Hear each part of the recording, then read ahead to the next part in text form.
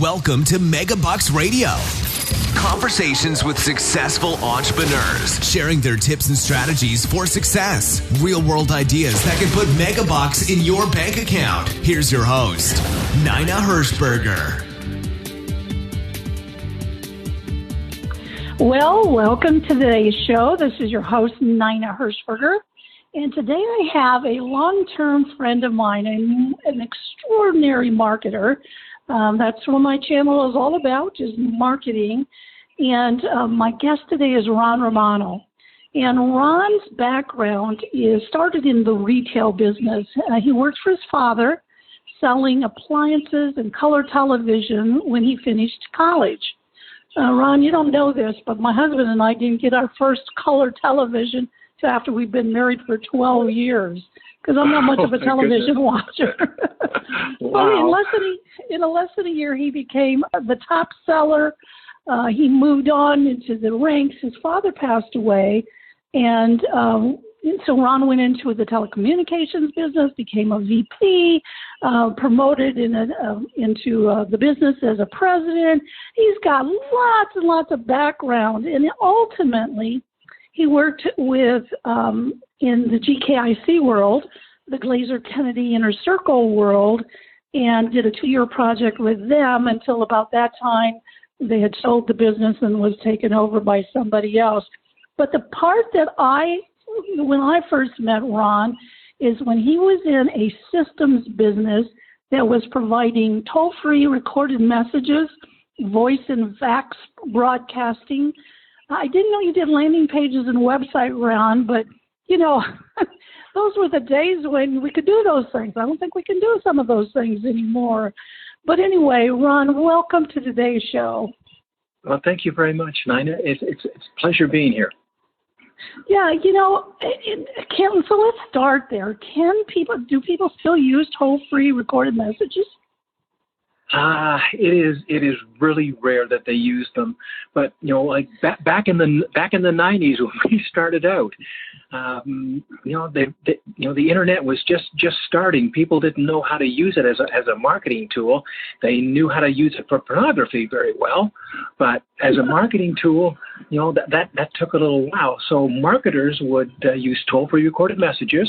They'd use voice broadcasting, fax broadcasting. They'd use offline ads, driving them to toll-free recorded messages for a free report, a consumer's guide, especially in the real estate industry, to check out listings so you'd have to talk to a real estate agent.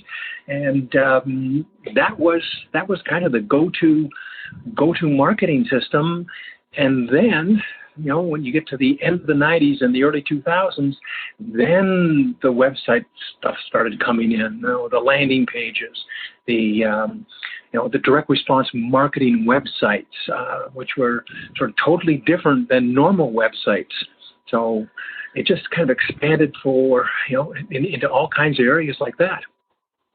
Well, and the whole purpose is, you said it just a moment ago, they didn't have to speak to a salesperson. They didn't want to get sold. They wanted information. They wanted to kind of kick the tires, know whether or not you had some answers that might solve the problem they had, which is what a direct response landing page does these days. Yes, that's correct.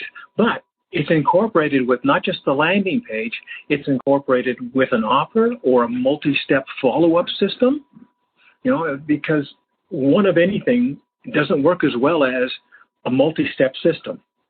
And that's where most people fall down. They say, I'm going to do this one thing, and that's going to make me money, so that's what I'm going to do. And then they're looking for that silver bullet, aren't they? They are looking for that silver bullet without understanding the concept of testing, reading reports. As Dan said, marketing is just psychology and numbers. That's all it is. So you've got to watch your numbers. Good business people watch the numbers of their marketing. Now, Ron, I know you're a big person. Well, first of all, after you left the special project with GKIC, you have for the last few years, 12 years, 15 years, 20, however many years, you have your own consulting business. So you do work with businesses one-on-one. Would you call them as you're almost like you're the director of marketing in their business? That's a good description.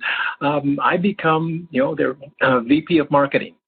And to do that, you really have to understand their company. And that's what I enjoy doing. I enjoy finding out, like what that company does, who they are, what's their personality, what's the company character, what are they selling, where are they making their money, what are they doing, what are they not doing? How can we incorporate systems into it that are integrated, and how can we create something that we can use in multiple areas? So take, for example, an email. Let's say, a client's got a good customer base and they want to build a relationship with a client. And so everyone says, well, I should be doing email marketing. Email marketing is going to be great. That's what I need to be doing. It's going to make me a fortune. Well, if you want to do email marketing, first of all, you have to understand that it's to build the relationship with those people in your herd or in your group. And so that's what you want to do. You, again, tell the story, give them helpful tips, recognize certain days of the year, whether it's Mother's Day, Father's Day, whatever that is. Help them to become better community members. Maybe every Thanksgiving, have a food drive.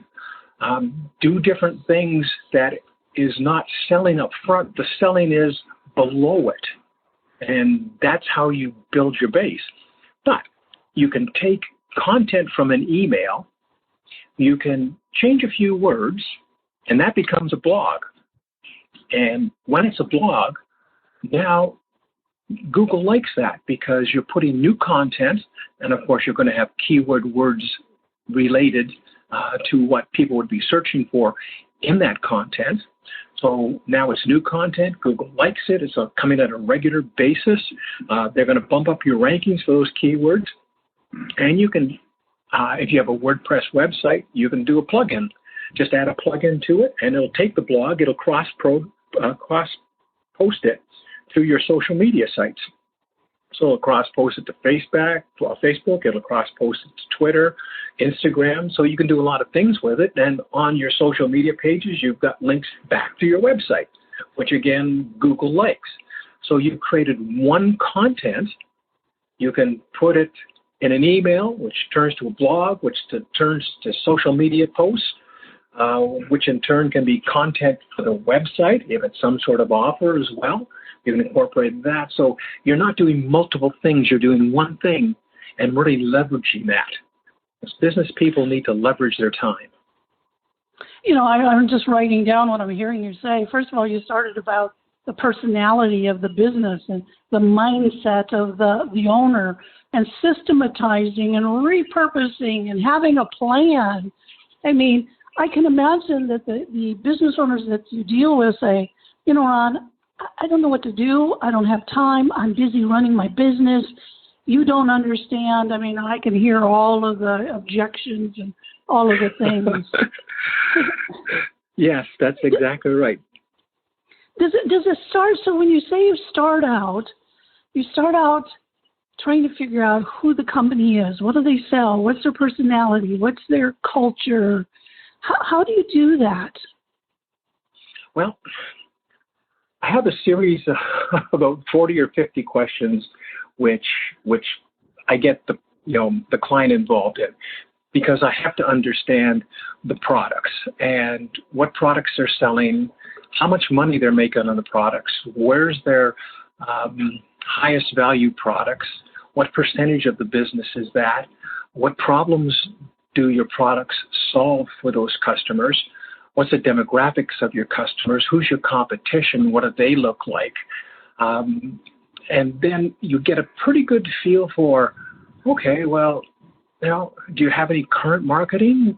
What have you been doing in the past? What's been working? What hasn't been working? So now I become part of that business. So now it's like, this business is mine. I own this business. What am I going to do?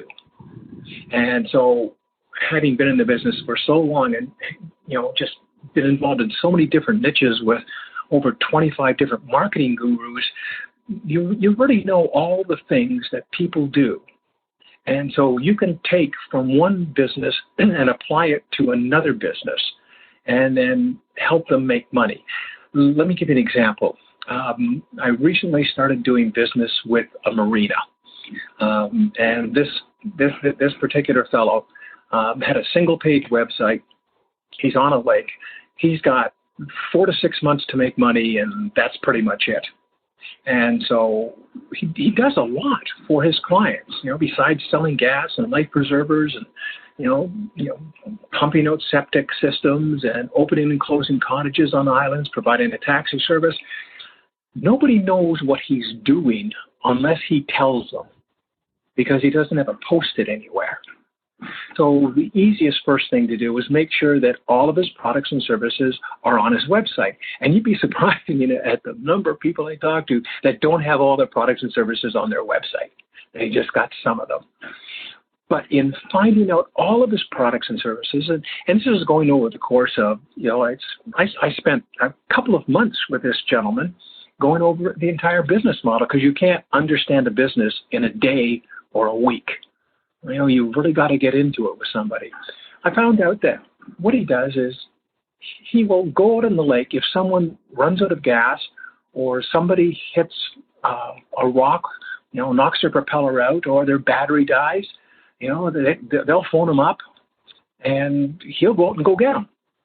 And he says, I really enjoy doing that. And I said, okay, great. How many of those do you do a year?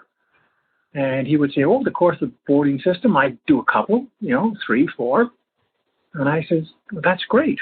How much do you make? He says, well, a couple $100 and that's it. So he wanted to grow his business like everybody. And so you take a look at the easiest, lowest priced, lowest hanging fruit that's out there that usually doesn't cost a lot of money. And so I said to him, well, you have a product here. You have a service here. And I'm looking at it, and after examining what he does and really going into exactly all the things that he does with that, I said, this is just like the AAA. It's exactly the same, only it's on a lake. There's no difference. So we have to get people to understand what it's like. So it has to be similar to the AAA. It's got to look like it, feel like it, smell like it. Everything's got to be the same. So I said, let's call it the BAA. That way, there's a point that they can relate to. And he says, great. He says, what's BAA? And I said, I don't know. We got to find 3 words that go BAA. After a little bit of figuring out, it was the Boaters Assistance Association. It was great. Now, we copied the AAA and had different levels of membership. And we added, value to it, and added discounts for this and discounts for that. And the top package sold at $297 for a 4-month period. And I said, that's great. Now let's put it all to your members. We do a couple of emails, and in the first month, we sold 28 members at $300, without doing much at all. So he increased his revenue in 30 days from 0 to over $6,000. And that's just the start. I said, now we have to put up in marina posters. We have to train the staff, and we have to position you as you're interested in boater safety and boater protection. So you should be running boater emergency and safety courses. That's what you need to run in your business. And I said, and you do it for free. You have an hour or 2-hour class. We put it out to people on the lake. They'll come out. They'll send their kids out or whatever. And at the end of it, we can sell them the BAA. We can also sell them life preservers. We can also sell them emergency kits, flares, all kinds of things associated with safety. In fact, we can sell them a one-on-one safety course that you'll take an hour, run them through a safety course, and you'll charge them $300-400. It's a good investment of an hour of your time. We can train one of the staff members. They can do it. You're paying them $20-25 an hour. We'll charge $300, $400, $500, you're going to make money on that. So your positioning is different. And I said, now with that, what else can we do? They come up for gas every single time that they need gas for their boat. I says, have the person look inside the boat, see how many life preservers they have, see if they have a bailer, if they have a safety kit. Educate your staff on what this involves. Doing that, that'll increase your sales. and you're not doing anything different than what you should be doing, and it's not costing you a lot of money. We're just training your staff to do this. Now we create a boating safety month, and we post that at local, like sort of convenience stores, people that would go out in the area to general stores and pick these things up. We hire a college kid to go around the lake and drop off pamphlets at the different docks of the cottages around here. That's low cost, no cost marketing. Now from there, we take it and say, I said, Randy, you have people on the lake who rent boats. In fact, you rent boats out there. I said, now we create a corporate division for the BAA, take that, charge them more money because it's now corporate and they may have multiple boats out there, but you're going to look after it should any one of their boaters be in trouble. So you're taking all that responsibility off of them because they're not located on the lake. They're located off the lake, and they don't want the responsibility of going out and rescuing somebody when they're in trouble, or they run out of gas, or they do something silly because they're a boat renter and they don't know. Now from there, we added boat tracking systems, GPS tracking systems. So if there's an emergency, we'll know exactly where you are. We provide them 3 that are low cost; they hardly cost anything, and we charge them a monthly continuity fee. So now we have multiple streams of income. We have a whole new business that we can break off from the marina that we could sell privately. We could, add it to other lakes and do exactly like the AA does and just hire people to go out and do the rescue or, filling up tanks or helping boaters out. We pay them a fee. We can franchise it. We can do a lot of things with it. And we haven't even touched the marina yet as far as the marketing goes.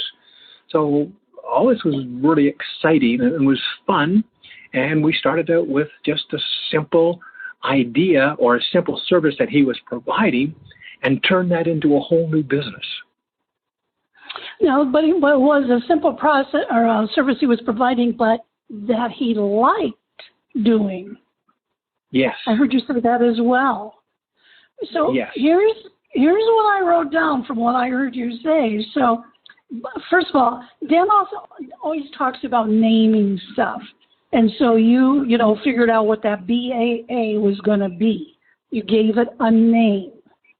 Yes. And then you created a membership and a continuity out of that membership. You upsold, people into that kind of stuff. You sold. And so that if they got life jackets or whatever, you added new products, new services. Now you could possibly franchise or license the concept to other locations. And then, of course, all at the same time, you're increasing the value of that company should he ever want to exit that business and sell it. Oh, exactly. Yeah. It's brilliant.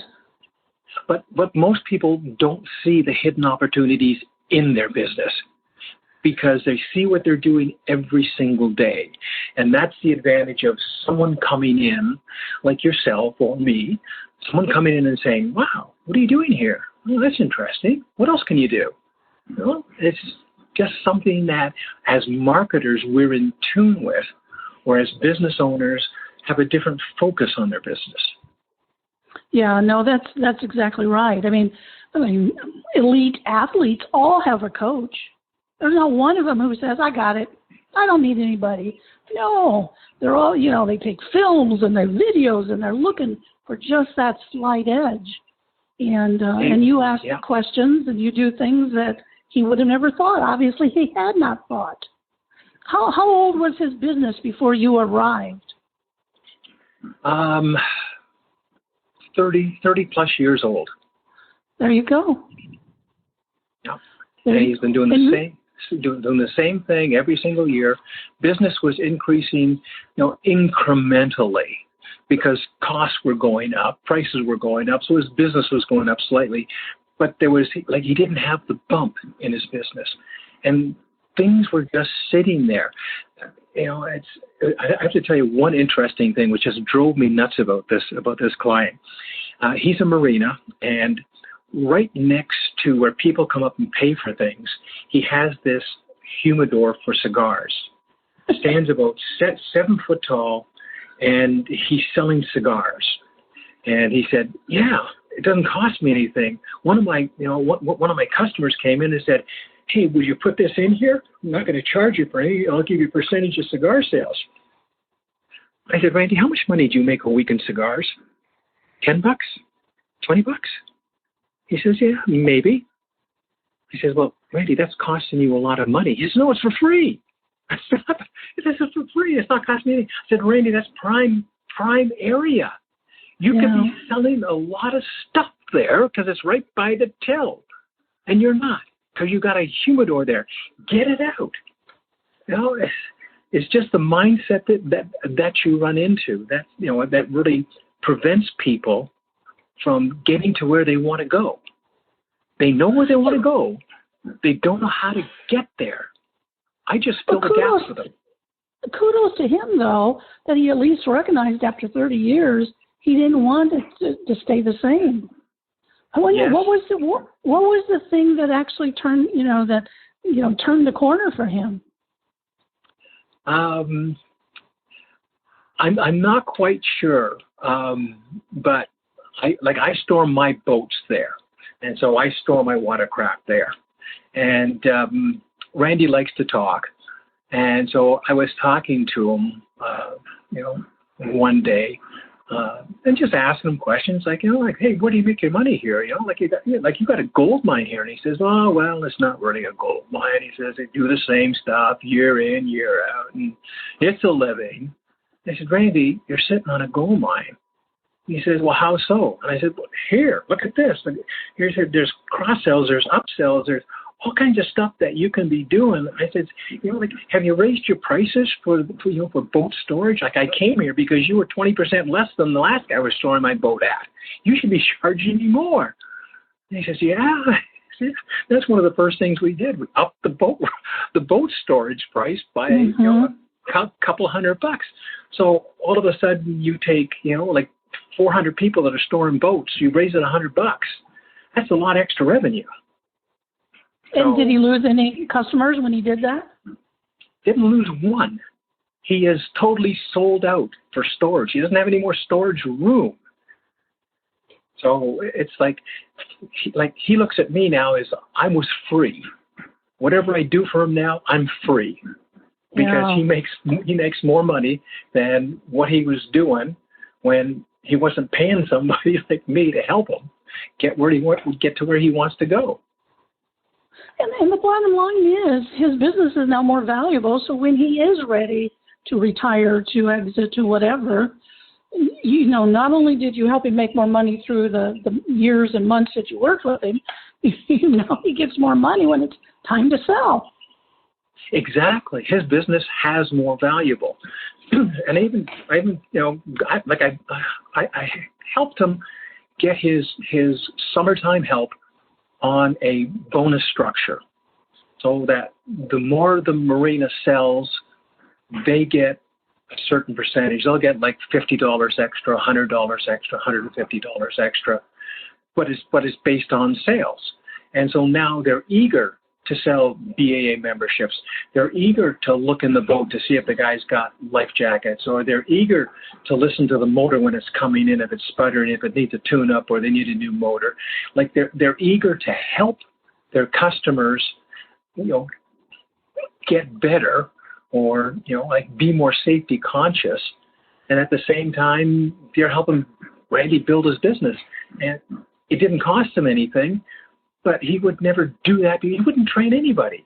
They just, like when I first went in, they all stand around. Look at me, smile. I'm paying your wages. I got more money to give. Well, and, you're not doing the bonuses probably are a monthly or a weekly, but they're not at the end of the year. They're getting bonuses rewarded all along. Yes, they are. They're getting bonuses monthly, which they feel good about it, and then they push each other because, we have, it's structured so it's a group bonus, but it's also based on individual performance as well. So if one person is selling everything and one guy's not, he's going to get more of a bonus than the other guy. So does he have in the break room, does he have some sort of chart so they even know how it's going through the month? Oh yeah.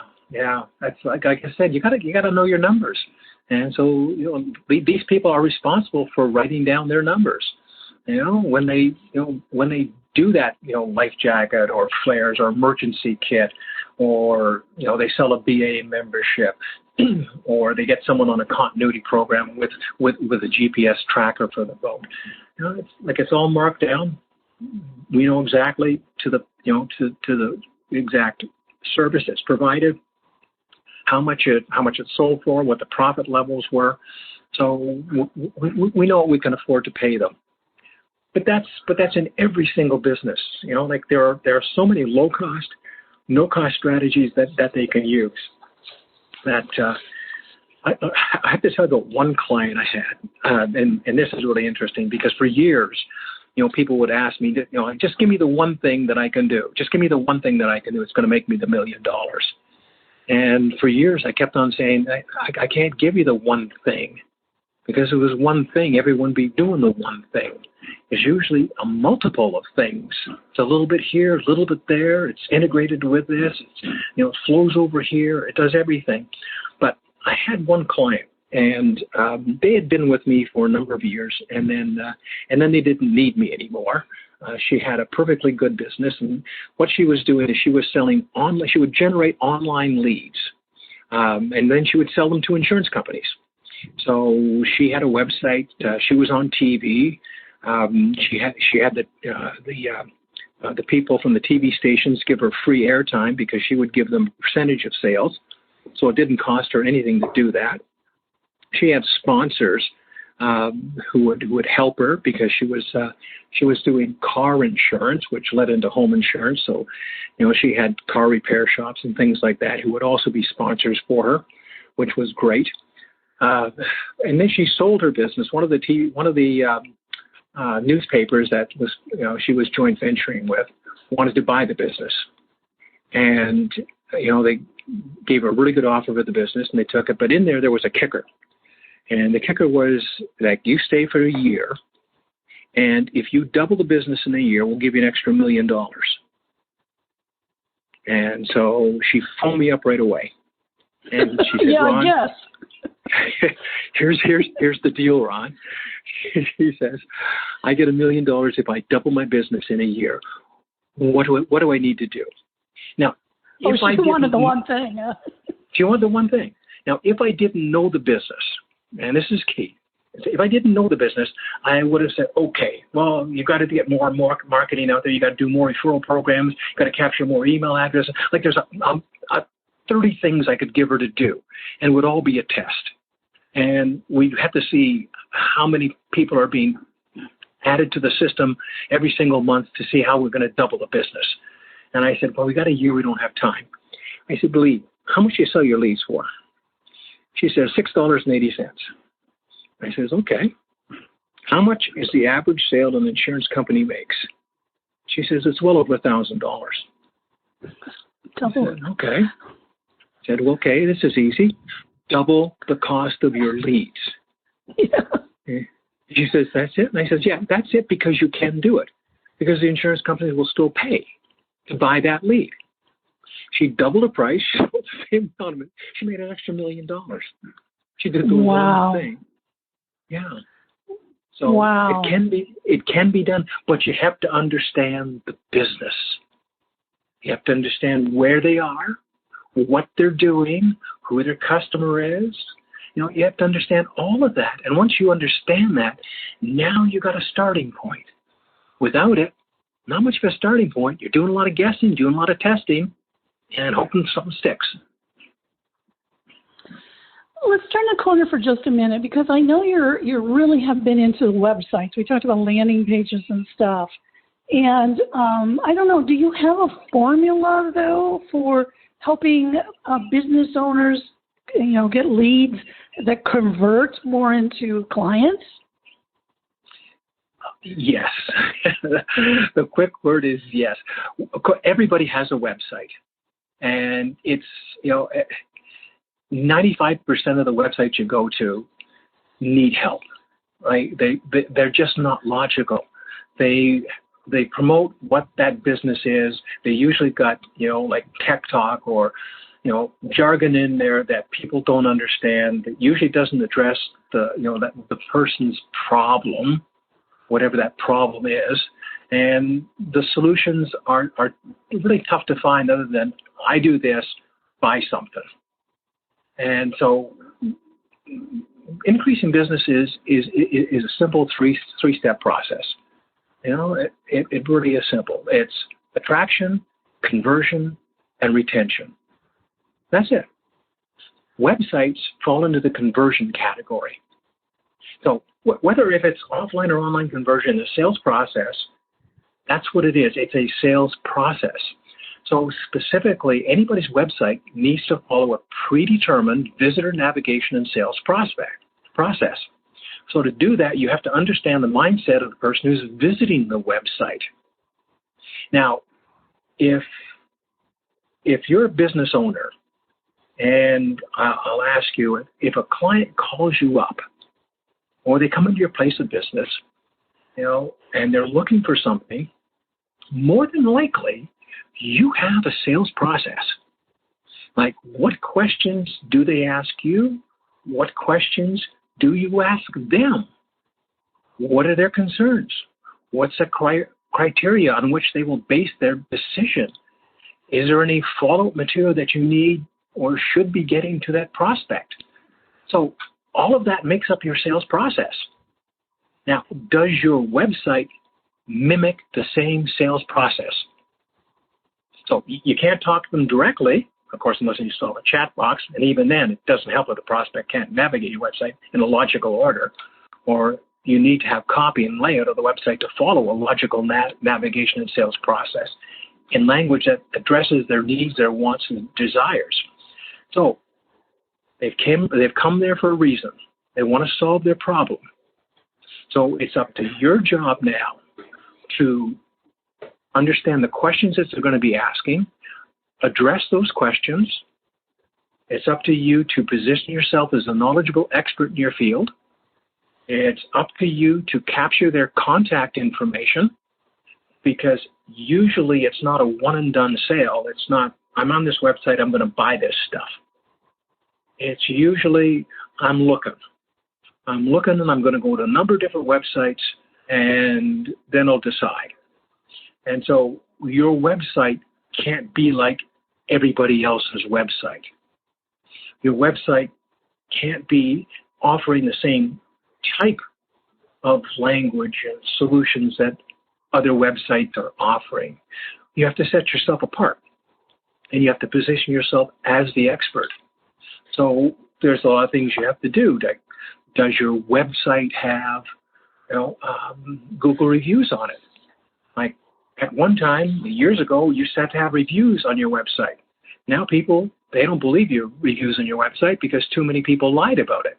They believe Google reviews. They'll believe, like any type of review sites out there, like Expedia or something like that has reviews. And so do you get reviews, and do you link it to Google reviews? Do you get reviews to link it to Google reviews? Because that's a system. So all of this is a system, getting reviews, getting on Google reviews so that you can sell more. But if you can capture the people's contact information by offering them something, which is usually help or offer. To give you an example, I was dealing with a dentist, and he had an offer that was first-time patients. We set up a system where they were getting x-rays, they were getting consultation, they were getting this, they were getting that, and it was all for like $59 or $69, regular $239. He would get 40 of those opt-ins every single month like clockwork. And so of those 40, he would convert approximately 25 of those. No, not 20, 15 of those. And he'd have 25 left that didn't convert within the first 30 days. So what we did is we set up an automated follow-up system for those 25 that didn't convert. And over the course of 12 months of sending them an email out once a month, we converted half of those again. So we converted another 12 to 13 over the next 12 months. So if you're bringing in 40 new leads on this one offer every single month, that's almost 500 leads a year. You're converting, 30%, 40% of those, plus you're converting them on a long-term basis. So you're getting more than 50% conversion for those. And you've got email addresses that you can still email market, and you can ask for referrals, you can ask for testimonials, you can do all kinds of stuff with that. So there's a ton of things that you can do for a website that will make it a process where people can follow a logical sales and navigation process to get them to do what you want them to do. Oh, Ron, you are so wise and have so many years of experience in so many industries, but I'm looking at the clock. Never, my friend. It's always, but I can guarantee you there are somebody listening to this who needs your help. Who doesn't want an extra $1 million, from the bullet? And you're not promising a silver bullet in any, but certainly you have the wisdom and the knowledge and the background and of all of this to really guide somebody as long as their mindset is in the right place. As long as they're not saying to Ron, no, Ron, that won't work. They have to say yes. Exactly. So tell me, how is the best way to get a hold of you? Well, you can email me at ron@srficonsultants.com. So it's ron at srficonsultants.com. And if you send me an email, I will offer anybody on this call a complete business and marketing assessment and analysis for $49, which is regular $497. And that's a way to really pre-qualify yourself and pre-qualify if we can work together. But that's where I will look into your marketing. I will look into what you want to do, what you want to accomplish, and what you're doing now, and give you some suggestions of where you can take it. So I assume that's either a phone call or a Zoom call? Yes, it is. Yep. And is it a couple hours? How long does that take? Well, once you answer my, 30 to 40 questions, which probably will take you a little bit of time to dig out the information that you should have, then I spend about an hour with you going over the answers to your questions to make sure I understand them fully. Then it takes me a little bit of time, a week to 2 weeks, to start looking into it, looking into your website, looking into what you do, assessing the answers, and then getting back to you, which is about another hour. And at that time, I give you some strategies and ideas for what you can do. And then we see if this is a right fit for you, and if it's a right fit for me. Sometimes it's just not viable for me to work with some clients. They'd be wasting their money hiring me because they really don't want to do anything. And sometimes they don't want to work with me after they've been talking to me. So it's helpful either way. And even if they didn't like what I had to say and they didn't think it had value, I would gladly refund their $49. Well, that is a very generous offer. And who in the world wouldn't want your kind of expertise? That's for sure.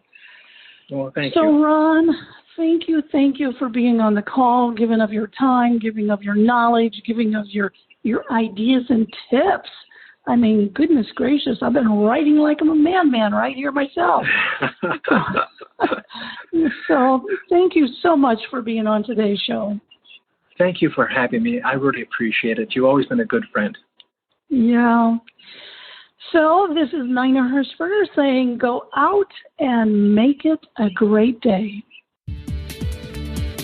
Thank you for listening to MegaBucks Radio with Nina Hershberger. To learn more about the resources mentioned on today's show or to listen to past episodes, visit megabucksradio.com.